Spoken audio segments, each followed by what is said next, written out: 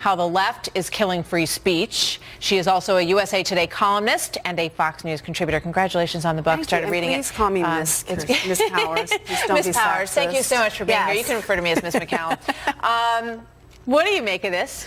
Well, I think that it's interesting that this is a typical sort of silencing technique that I talk about in my book, which is that rather than engaging on the issue, everything is sexist, everything is misogynist, everything is racist. And this is the perfect example of it, because I think when we watched that interview, the president was just, he didn't say anything offensive. He's close to her. Well, he spoke about her. Now also called him out and said that they thought it was right. offensive. That's what I'm saying. But the disagreement now is sexism. It becomes about this. Yeah.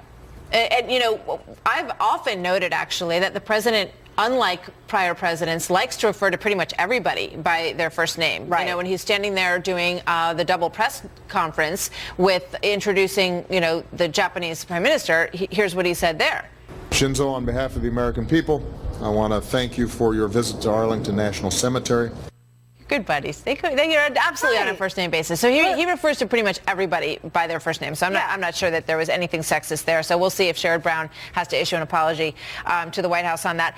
Another part of the book that I started to read last night was the section on Fox News, which was of obvious interest to me. And it reminded me of all of the history with this administration and their efforts to delegitimize this news organization. Right. And I want to play.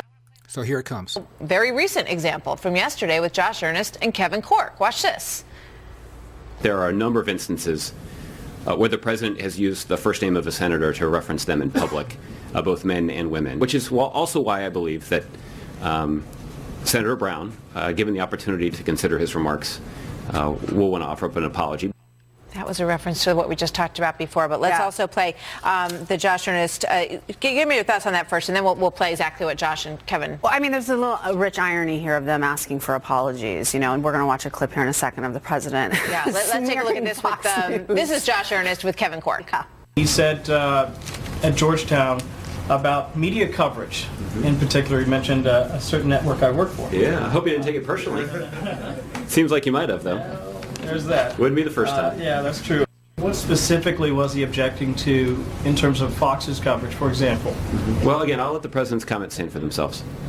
He's talking about the president's comments about Fox News when it comes to talking about the issue of poverty in this country. And the president basically said that, oh, if you watch Fox News, you know, you would think that all poor people are lazy and mooches and other words like that. Yeah, because he watches Fox News and he knows what's happening here.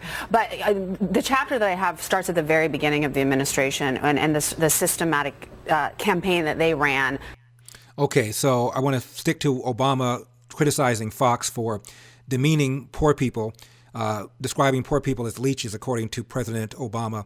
Greg Gutfeld. President Obama took another stand against evil yesterday, lashing out at ISIS, pernicious gang crime and human rights abuses in left-wing dictatorships like Venezuela and Cuba. I was kidding. He went after Fox News again. I think the effort to suggest that the poor are sponges, leeches, don't want to work, are lazy, you know, are undeserving, got traction.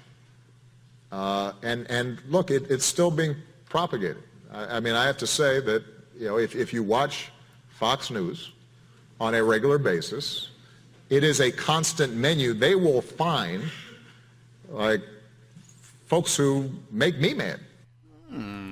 So let's analyze. He says Fox goes out of its way to locate and then demonize the poor. For what reason? So we can kill and eat them? His criticism is absurd because he never suggests a motive. FNC is always focused on policies that keep the poor, not the poor themselves.